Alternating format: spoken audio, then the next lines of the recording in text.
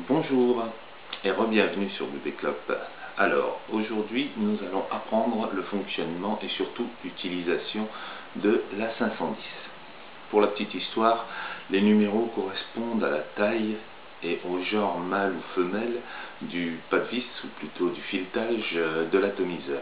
510 c'est donc diamètre 5 et filetage mâle. Contrairement par exemple à la 801 diamètre 8 et filetage femelle. Mais bon, ça c'est la petite histoire, pas besoin de le connaître. Donc, la 510. Voilà, le coffret qui vous sera présenté. Bon, pour la 510 standard, on va dire. C'est pas la 510 Eco, là c'est le modèle 510 normal. Donc, vous avez deux batteries, deux atomiseurs. Ici, dans cette boîte, vous aurez les cartouches. Je vais vous les montrer. Elles sont déjà pré-remplies, donc inutile de vous inquiéter quand vous recevrez la boîte. Vous aurez déjà du liquide à l'intérieur et vous pourrez vous en servir assez rapidement. Voilà, ce sont des cartouches. Ici, ce sont des 11 mg, donc moyens. Ensuite, sous les batteries et les atomiseurs, vous aurez les chargeurs. Donc, c'est constitué d'un chargeur USB et d'un adaptateur mural. Comment ça fonctionne? Je vais vous montrer ça assez rapidement. Magie hors de leur plastique. Donc, vous mettez l'adaptateur mural sur une prise électrique. Vous y adaptez le chargeur USB comme cela. Et hop là. Et au bout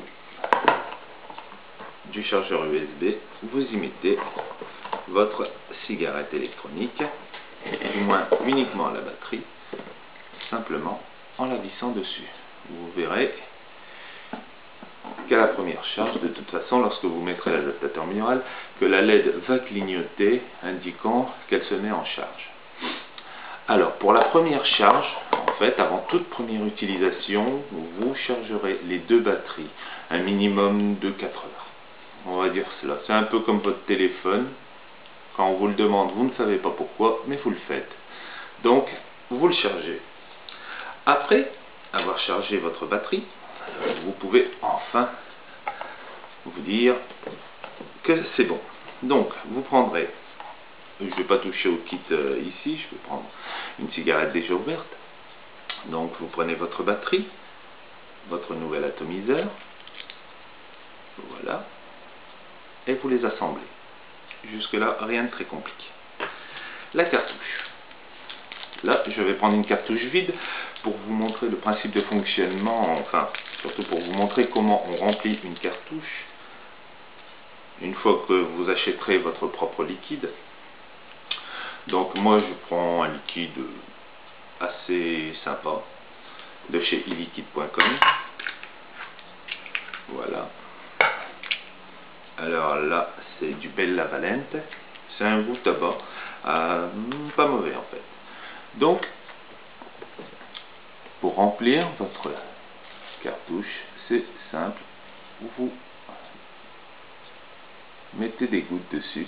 Alors la première fois, ce sera peut-être un peu difficile car la fibre est totalement sèche, donc elle a du mal à s'imprégner du liquide. Mais au fur et à mesure, vous verrez, ça prendra facilement le liquide. Voilà. Bon, je ne vais pas aller jusqu'au bout. Là, j'ai mis 6 ou 7 gouttes. Ça devrait être largement suffisant pour la démonstration. Voilà.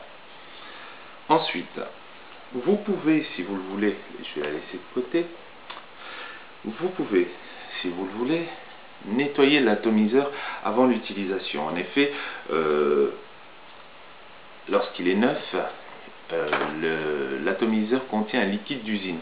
En fait, c'est du propylène glycol, et qui peut avoir quand même un goût un petit peu désagréable. Donc, il vous suffira, excusez-moi, de prendre un sopalin. C'est la même technique pour nettoyer l'atomiseur le soir. Donc, au moins, vous verrez tout. Vous soufflez par le pas de vis et vous mettez un sopalin de l'autre côté. Voilà. Vous recommencez. un petit bout de sopalin à l'intérieur et vous soufflez sur le panisse. Voilà.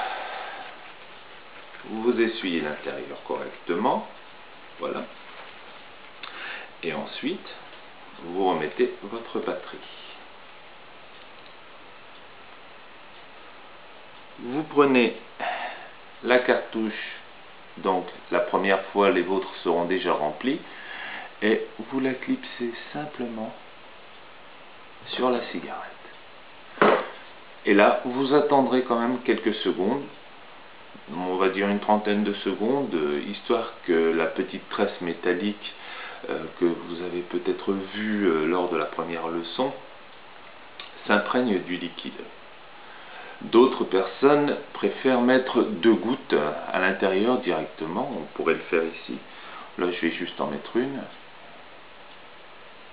Directement sur l'atomiseur. L'inconvénient, c'est que sur des batteries automatiques, il ne faut surtout pas le faire. Les batteries automatiques, vous l'avez peut-être vu la dernière fois, possèdent un capteur pour détecter l'aspiration. Ce qui veut dire que la batterie est ouverte, donc il y a un trou à l'intérieur ici, et j'en ai une. Donc vous pouvez voir à l'intérieur, ou vous ne pouvez pas, qu'il y a un petit trou en fait qui laissera passer l'air. Le problème c'est qu'il laissera aussi passer le liquide. Et malheureusement le liquide peut détériorer la batterie automatique.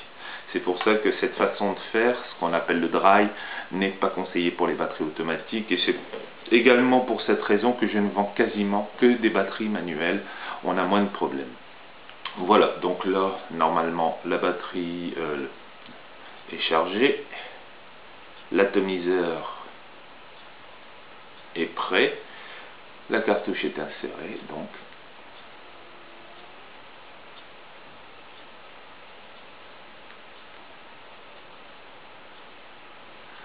Tout simplement.